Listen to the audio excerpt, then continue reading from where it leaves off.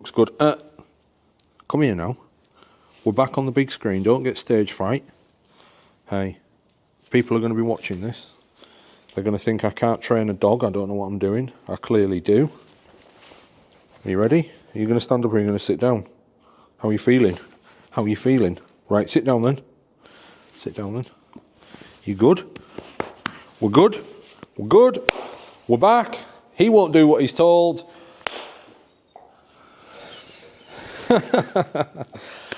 Welcome back to the K2 YouTube channel, and today we are going to do a rig rundown on the Shop Built Discovery. Let's get into it, ADs.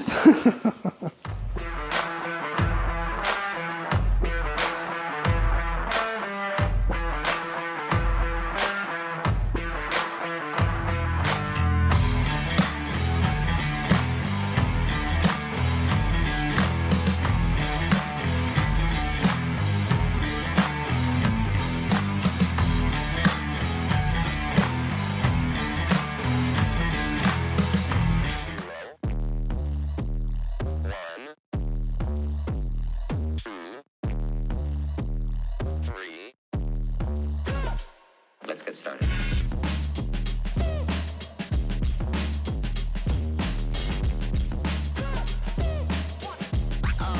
Oh, that's real good.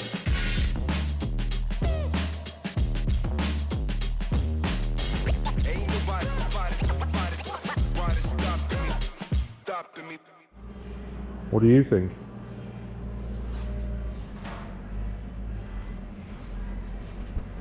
Say hello.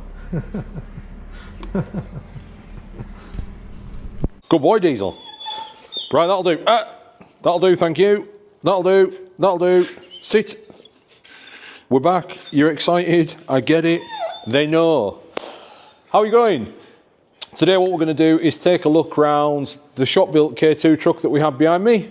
The first thing that I want to talk about is the engine. So what you can see here is the Mercedes OM606 engine. We sell the parts for this engine to fit this into a Land Rover. The Land Rover engine conversion is our specialty. We do sell adapters and other pieces to adapt Mercedes engines into other vehicles, but predominantly we've specialised in the Land Rover conversion.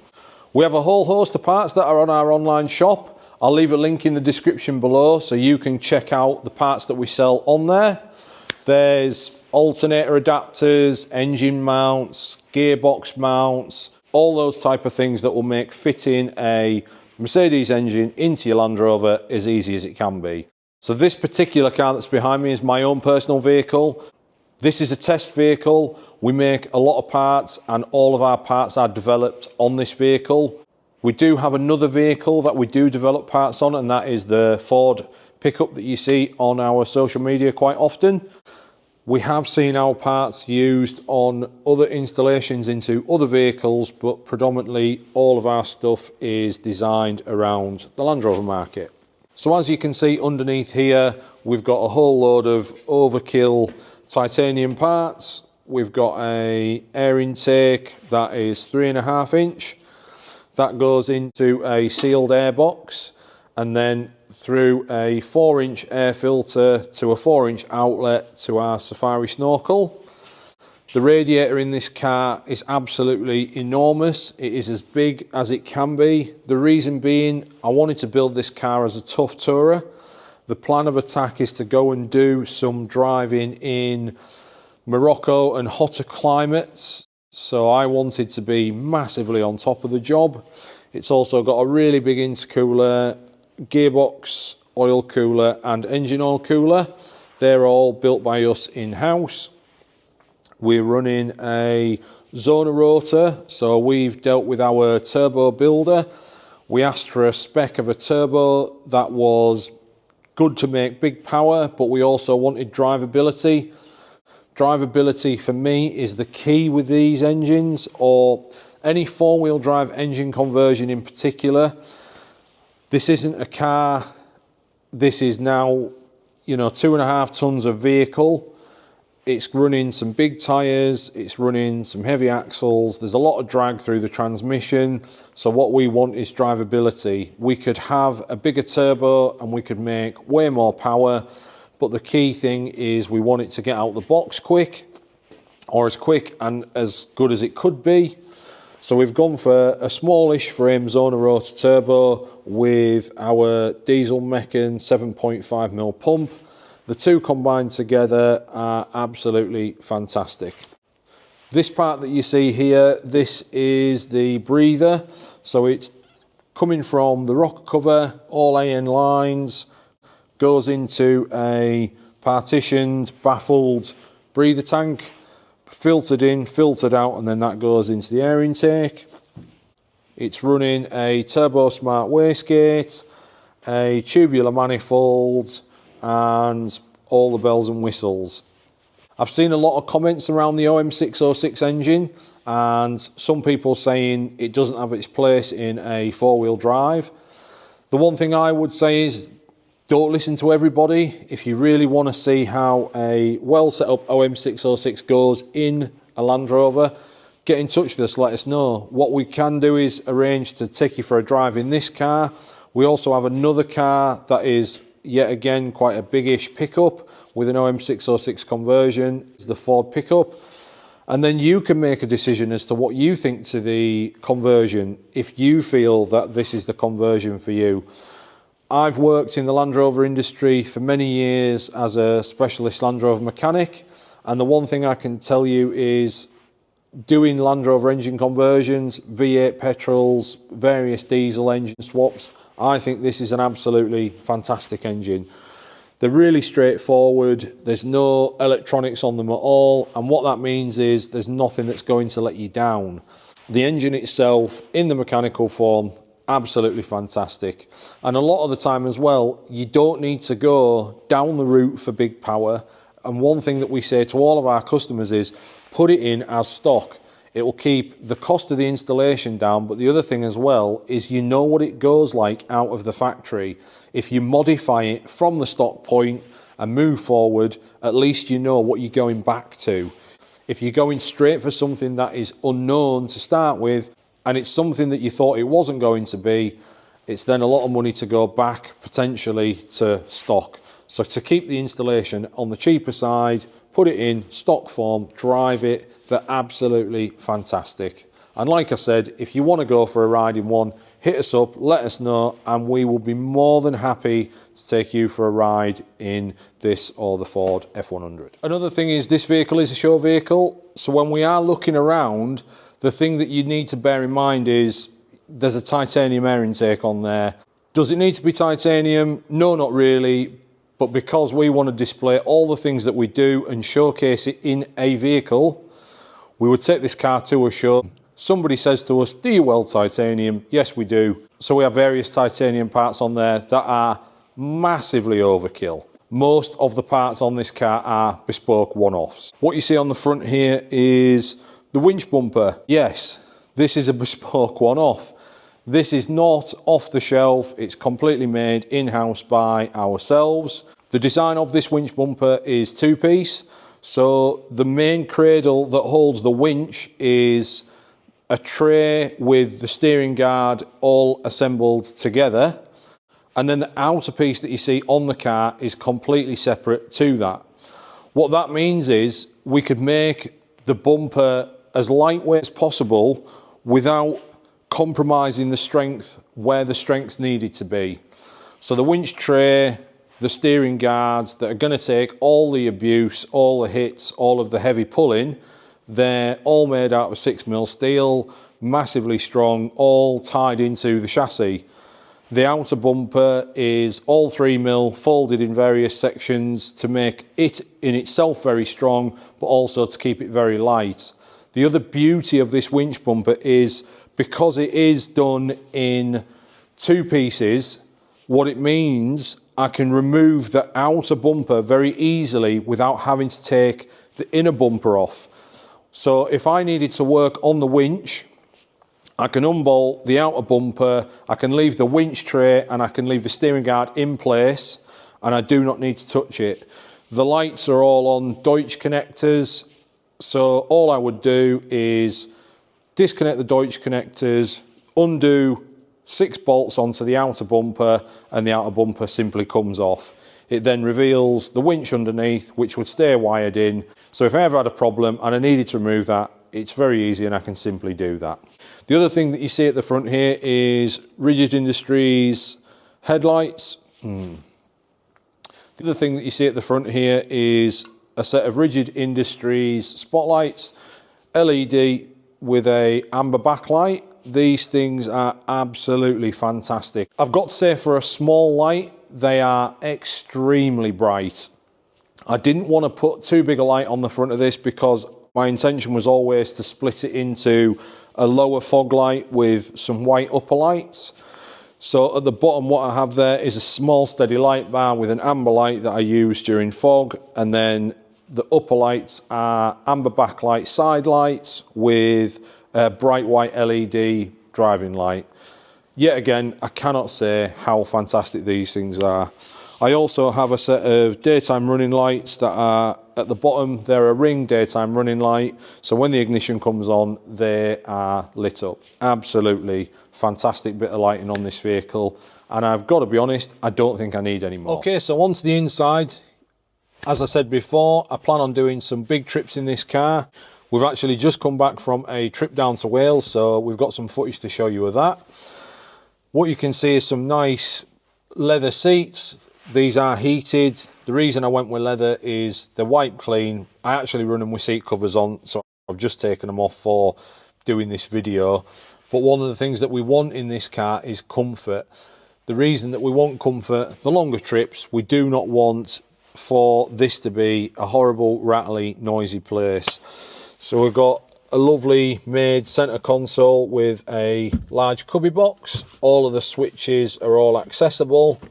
One of the things that is inside here is our kill switch for the winch and our high-low air shift for the transfer case. I'll get onto the gear ratios and stuff about the gearbox later on. Also inside here we have our compressor switch. We also have winch free spool, air operated, and the lockers front and rear. I'll get onto the axles a little bit later on. Nothing else too fancy, just a Sparco suede steering wheel, and everything inside is just nice and clean. Check out the Hoonigan gear lever. That was a must. I probably should have started at this point, but anyway, this car originally started off as a 300 TDI Discovery 1 commercial. It's, as you can see behind me, gone through an extensive amount of work to make it into a pickup. So this is on a custom 120-inch wheelbase. The cab has had a chop. This is a fiberglass kit from Long Ranger. I do believe he's changed ownership and somebody's bought the company out, but you can still buy the exact kit that you see behind me now to do this chop on your vehicle. I have done my own chops before and made my own cabs. As you can see behind me on the top of the shipping container, up there is my classic Range Rover. That has had a complete cab made by myself. For how easy it is to use the Long Ranger kit if you're wanting to do a cab chop. To do the chop, it's fairly straightforward with regards to the cab. There is an extensive amount of work to do to the chassis to make it correct and how it should be on a Discovery 1. And if I was to do this project again, what I would actually do is start with a 130 chassis. There's various reasons. I can go into that if you want me to, but ultimately the cheapest and most economical way to do this is to go down the route of a 130 chassis. It will make it so much easier, so much less time consuming. The other thing that you can see on the back is the canopy. So these canopies are parts that we sell. So we'll take a dive into how that's set up. If you've come across our channel before and seen our stuff on social media, you'll know that this is the other thing we are known for, our tray back and canopy conversions. So this is my own personal setup and this is our display canopy. If you're interested in a canopy, hit us up. we can send you an email with a generic price list that we send to all of our Canopy inquiries, and we can get a price across to you. First things first, we'll have a look in here. So inside this box I have my ARB compressor. That works, my diff locks, air shifter on the transfer case, my air free spool on the winch. I also have an outlet for an airline. What that does is when I air down the tyres, when I'm on the tracks, I can then blow it up. I've got various spares inside here, an Anderson plug. You probably didn't notice, but there's no battery on the front. The battery is actually underneath the middle of the chassis. You can access it from underneath to get the battery out if we need to, but if we ever had a flat battery, I've got a set of jump leads and an Anderson plug that are inside there so I can get the car going, or if we needed to start another person's car that was next to us. I've then got another large storage area in the rear. So this storage area is, I mean, as you can see, it's as deep as my arm. The sort of things that I keep in there are spare coolant, oil for the power steering, gearbox, transfer case, all that sort of stuff. I also, if you saw us on the Welsh trip that we just did, I got 2 sidewall punctures in the right hand side tyre at the other side. I've actually since changed to a general grabber, but that's another story. Here's the turnout for the works. Lovely view of the rocks here in sunny Wales on the tracks. 1 mile slash the sidewall on the tyre already. Let's have a go at fixing that then. I also have a puncture repair kit, and I'll do a bit of a video on actually how to use them because they are absolutely fantastic. I wouldn't recommend using them and driving at high speed if you don't know what you're doing. In a previous job, I was a tyre fitter for 3 years, so I've got a bit of experience when it comes to using them type of repairs. Inside here's my canopy setup. This is my fridge slide. We do plan on making a drop-down fridge slide at some point, but currently I am 6'2" and a bit. I say 6'3". I don't have a problem stacking this, but a drop-down fridge slide is to come. This is off actually because we only did the Welsh trip the other week, so it's just being aired out because I've just cleaned it. This is the pantry slide.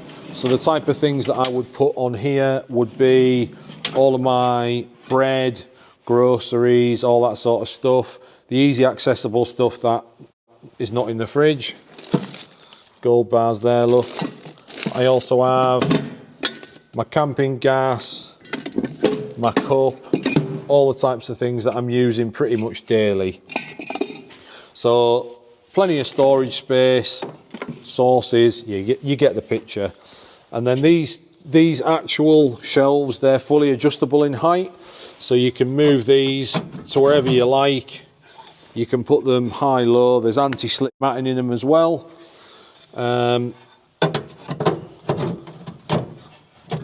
So you can run with or without them. The bungee cord as well, just a nice idea to stop whatever might be in there, a loaf of bread, whatever, from falling out. The other thing to note is we've got various adjustable holes on the partition on the centre, so you could have it offset all the way to one side and have one side a lot bigger than the other, depending on what you're taking and who you're setting it up for. For me personally, this is massively overkill for myself and a friend, or myself and the missus. There is a lot of space there, but this is just to show people what we can do.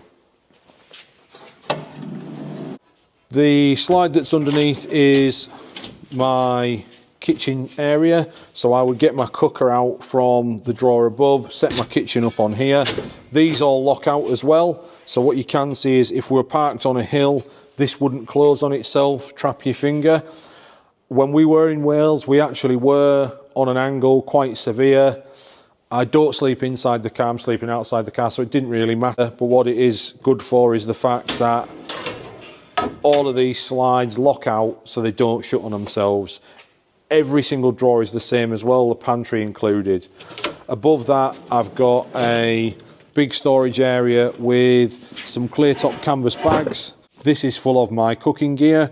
So I've got my grilled cheese toasty maker, camping stove, the essentials, Yorkshire tea, pots and pans, washing up liquid, all the necessities. That's exactly the same, it locks fully out, and the reason that we went with this setup is because when this is open, I can then open the top slide and it doesn't limit access to what I'm working on here. The other thing as well is I can slide the pantry over the top of the cooking area. Obviously I know I couldn't if I was actually cooking, but what it does mean is I can actually slide that out and I can still get access to my pantry without disturbing this area here for my cooking. It's all lit up inside and outside with LEDs, and all the switches are at the front. I had contemplated putting them on an automatic switch, but the reason I haven't put them on an automatic switch is sometimes I might not want them on. So I just put them on a simple toggle switch on the inside. The very internal one is 2 different colours. So if you were somewhere where you were dealing with flies, we were in Wales, we actually used the blue light, and the blue light was very good. What you can see on the side here is some more mounts for some drop down sides. I have a longer set of sides for when I take the canopy off. So the canopy is held on with 4 bolts into the lower of the tray. I simply take the 4 bolts out, disconnect an Anderson plug for the power, and then I lift it up with, here I can take it off with a forklift, and then I can stick it in storage for when I'm not using the car as a tourer. I then put my sides back on and I can use it as an everyday run around pickup.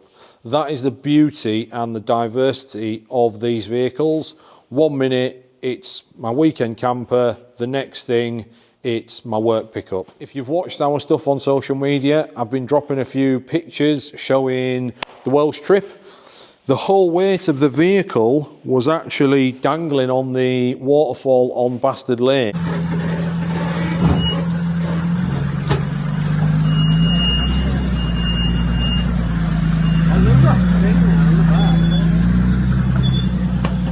On that one point, so testament to the strength of the tray. The other thing as well is the box on this side here took an absolute hammering on a rock. Was it a rock? No, it was a tree stump. To a video now showing the tree stump.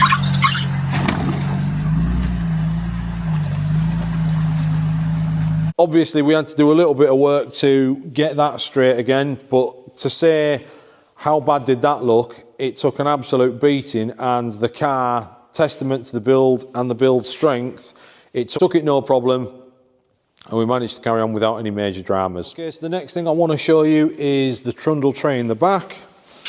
This is holding all of my spare auxiliary belt, transmission and engine oil, dipstick, duct tape. If you can't fix it with duct tape, you ain't used enough.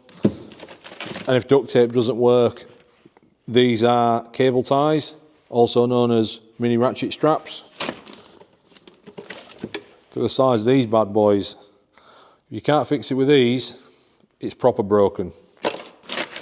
I also have a spare low pressure fuel pump and a universal joint. The low pressure fuel pump, you might ask about that. Basically, the way that this fuel system works, I have a low pressure fuel pump that feeds a swirl pot, and then the swirl pot then feeds the main tank. What that means is this car can run on extreme angles, and it doesn't matter to a degree how low the fuel gets, it never suffers from fuel starvation. These Trundle tray drawers, on this particular car, the drawer looks quite small. It's not a bad size, but the chassis is the restraint for this vehicle. On the Japanese vehicles that we do these builds on, the chassis restraints are a lot less, which means some of these drawers we've built them up to 1.5 metres. They are absolutely colossal. Same style locks all the way around. The other thing as well, Rigid Industries, lights on the rear. They're definitely not the cheapest, but what we find is cheap usually isn't good. We use the same LED lights on all of our builds, and these are absolutely fantastic. I've got a small load area in the back. The reason I've gone with this, a shorter canopy setup, I just literally do not need the space. And what that means is I can firewood and all that sort of stuff in the back. So when I go away on my camping, or I'm going to use the word expedition very lightly, we can stick all of the unnecessarily dirty things in the back there. The other thing as well that we've got on the canopy is universal mounts. So the universal mounts on the rear mean you can bolt anything to them. What you can see here is my spare wheel mount. The other thing that you can put on the back, jerry cans, waffle boards, anything you may like. On this side in the canopy, what I've got is a set of drawers. This is for just general storage. It depends on what you were taking. Inside here I've got a Baduri oven. I usually put my drone and camera gear inside there, or behind the seats. One thing actually I didn't touch base on is the fact the long range cab, when you do the conversion, the distance on the back of the cab is quite a size, so there is a really good amount of storage behind the back of the seats. Up on the higher level here, we've got a cargo shelf. So inside there is my sleeping bag, jacket, and 2 chairs. I really like the idea of a roof tent, and at some point in the future I might move to one of them, but for now I really like the swag. Same again as the other side, another big drop down box, and what you can also see there is my fuel filler that's hidden. So the fuel filler's got 2 points of lock. If I was somewhere where there were, let's say, bandits, I can lock the cap, but I can also lock the lid. The other thing as well is all of the canopy is on central locking, so with the activation of one button, the whole canopy locks. Inside this side is a drawer. In this side what I keep is my recovery gear, ratchet straps if I want to tie anything down, winch straps, all that type of stuff. Things that want to be easy accessible. What I like about the drawer is everything is looking at me, so instead of bending over and having to sift through what's in there, everything, be it is in a little bit of a mess, it's all presented to me. I did a video a little bit of a while ago on the axles. I did a lot more in depth on that, but what we'll do now is we'll get the car on the ramp and we'll have a look around the underneath. Right, that'll do. Pack it in now. You're here, I know. I'm not kidding you. I genuinely think the dog knows when the camera is on. Literally, he's as calm as can be, and the minute the camera comes on, it's like he goes into this mental mode, like he's shaking, he's all excited and everything. Okay, so the next thing we're going to do a walk through the driveline, the transmission and everything that's underneath. This car's had extensive modifications, nothing underneath is factory, so bit by bit we'll start at the front and we'll work back. This is a custom axle housing, so they are Nissan Y61 Patrol axles. They've been built up by Blackbird Industries. I do have another video on this, so if you watch back a couple of videos you can see a bit more of the build of these axles. The reason I've got away from the Land Rover stuff for the inevitable, let's be honest, they don't last 2 minutes really. It's twin locked, so it's got lockers front and rear. The shafts, the CVs and everything are stock Nissan. I haven't needed to upgrade them yet, even running a 35-inch tyre, but it is something that I might do in the future. It's running Super Pro bushes all round. They've all been changed, and another interesting thing as well, when I swapped to the Nissan axles, what I did find is the diff pumpkin is so big, I had to swap to a P38 steering box. So I've got a P38 steering box on the front. 2 reasons really. A, it needed the clearance, but also the P38 steering box are a lot more readily available. I'm not sure if one is stronger than the other, but yeah, I've gone to the P38 steering box. And that was the same again. That was a kit supplied by Blackbird Industries. Guys there do an absolutely fantastic job of the kits that they sell. Pretty much bolt straight in, a few holes to drill. It's on the same video as the Nissan axle swap. So if you want to see a little bit more of how I fitted that, if you go back to one of our other videos, you can see how we built that up. The other thing as well that we've done with this car is we fitted absolutely massive AP 6-pot calipers on the front.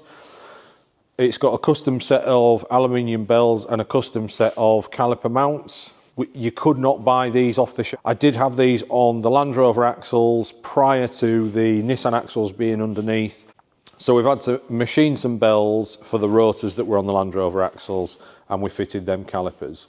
On the front and all round, I'm also running Old Man Emu BP51 suspension. Two reasons that I went with the BP51 suspension is it's fully adjustable. So in the sense that this car isn't standard 120-inch wheelbase, and it does have a canopy on the back and then it doesn't have on the back. What it means is I can fine tune the suspension. I can fine tune the compression and the rebound. So what it means is the suspension ride is a lot better. I'm going to do an event next year with this car in France, which is quite a fast moving. I'll do a video on the event when we do it. It's absolutely brilliant, but what it does mean is we're going to be going over rough terrain quite fast. It's by no means a rally, but in some points it's not far off. So what the BP51 suspension enables me to do is, yet again, I can tune it to that type of driving when I need to. Okay, so the next thing is the transmission. So this is running a 722.6 Mercedes ML gearbox. It's got a custom adapter plate that we make that goes from the Mercedes ML to the Land Rover LT230 transfer case. I think you can see behind me the underbody protection that usually runs there. So that's a sump guard that goes underneath that protects all the good stuff. The transfer case in this has got a part-time four-wheel drive conversion in it. So what that means in normal driving, my rear axles are the only things that are driving. The other thing as well that you can see here on the Nissan axles is a automatic freewheel engagement. So what that means is the front wheels and the diff do not turn until I engage four-wheel drive.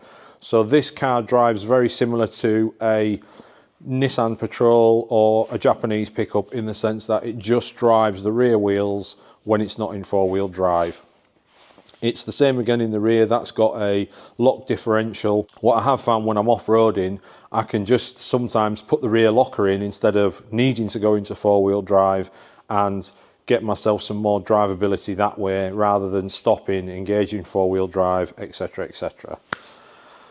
This gearbox is running the OF Gear 722.6 transmission controller. I found it absolutely fantastic, really. It's by no means perfect, but then what you do need to appreciate is it's not been developed by Mercedes or a massive manufacturer with a massive, £300,000 budget for a control system. But if you are wanting to see how a 722.6 OF Gear controller goes, let us know and we can take you, yet again, as I've said, for a ride in this car. And the Ford is running exactly the same setup. It's the same gearbox as it's a 722.6, but it's not the ML, it's just the original C250 gearbox, so it is just a two-wheel drive car. The other thing as well that you can see is the radius arms. They're all custom by Blackbird, so it was literally a bolt-on fit for the front axle. The rear axle is running our own setup, so we're running a longer rear trailing arm and a longer A-frame in the rear. And that's also running a Johnny joint or a creeper joint, whatever you want to call them, in the top instead of the traditional pivot ball joints. The reason I went with that is because I can alter the pinion angle very easily, and I think they just give you a little bit more articulation. To be fair, with a longer rear arm setup, we don't struggle with articulation in this vehicle in general. The arms are significantly longer, which means They aren't actually moving that far at the chassis points or the rearward points to get the car to articulate. Diesel. So the mammoth axle that you can see underneath the back here is the big Y61 axle. This is the same. Blackbird Industries built the axle for me.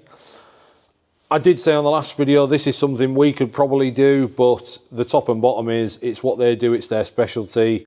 I'm not really interested in setting up to do one axle myself. The time it would take me would be ridiculous. They do a good job, so I left it in their capable hands. I've got a 2-inch 50mm receiver in the rear. This is completely removable and then I can put a tow bar in when I want to. I'm running an aluminium tank in the back that holds 75 litres of diesel, so I've got quite a decent range. On the last trip that I did with the Canopy on, we averaged between 24 to 25 miles to the gallon. And on the trip that we did to Wales, where we were going off-road, we averaged 22.5. So on the whole, I would say the fuel tank range is pretty good. On the back, I'm running a standard Nissan caliper on this one, nothing fancy like the front. And these brakes feel fantastic. The car is completely lined out with braided hose all the way around. So it's running braid from front to back, the whole lot. The reason I run braid on this car in particular is if I ever had a failure somewhere where I'd ripped a pipe off, they're really easy to fix yourself. I wouldn't need a crimp tool, I can do it all with spanners. There's pros and cons to using a copper pipe versus a braided pipe, but for me personally, I've opted for the braid pipe and I think they're absolutely fantastic. All of the fittings on the gearbox and the oil cooler and everything, that's exactly the same. It's all AN braided line. So what that means is in my arsenal of parts, I can just keep a couple of AN ends with some joiners and a bit of pipe. And if I was ever in the point where I damaged a pipe, I can simply make a new pipe up at the side of the road. I want this car to be as easily fixable as possible because, as I've said, I do plan on doing some longer trips in this vehicle, so I want it fully flexible and fixable. The thing that you might notice on these axles is I'm running a really large wheel stud. I've mentioned that in my previous video when I did the axle build up, but ultimately these axles are renowned for stripping the threads on the wheel studs. So I've gone to a larger wheel stud with some speed nuts on. This is a kit that came from Blackbird Industries. They sell them on their website. Absolutely fantastic bit of kit, and the wheel studs are so much easier to use and there's a lot more purchase in them, so you've got absolutely no chance of stripping the thread. I run a slight spacer on the rear. The offset on these aluminium wheels isn't massive. I did have a steel set of 0 offset wheels on the car before, and I've had to put a slight 12mm spacer in the rear. It's also running a slight 15mm spacer on the front. And I'm also running the General Grabber 35 12.5 20s all round. It's running a 3-inch exhaust with a twin exit, so there's an exit on either side, and I've got a 1 in 2 out pipe that comes from the car itself. The downpipe, as I said before, that's titanium that goes down into a stainless rear. The reason I've gone with stainless at the ends and not titanium, that's a damn sight cheaper to repair or replace for me if I do bend it. So I've opted for the stainless at the outer ends rather than the titanium. The titanium that's underneath is all protected from the guard that we see in the back. So stainless for the rest of the system, but the titanium is protected by that. The other thing as well that this car's running that looks pretty standard is the steel rock sliders. I've tried to make these look like the original plastic trims that go underneath the door. I did that intentionally because what I wanted to do was make it look original. It's also running hydraulic bump stops all the way around on this suspension. So I'm running a Terra Firma 2-inch hydraulic bump as well as a polyurethane bush at the end. And I think that pretty much wraps up the underneath. Well, I hope you've enjoyed that rig rundown. It's absolutely great being back. I'm sure there's absolutely loads that we've missed, and what we can do, if you want some more in-depth information on certain things, leave some comments down below and we can look to do some other videos in the future. For now, it's great to be back. and I'm hoping that you are all liking the content on the Discovery. We've got lots of trips planned. We've just done a trip to Wales. We also plan on doing a trip between Christmas and New Year down to Wales again, and there's going to be lots more content coming over the next couple of weeks. If you like what we're doing, if you like what we do, hit like and subscribe. It really helps the YouTube algorithm, and Bear really likes it. So that's it for now. Thanks for watching, and we will see you on the next one.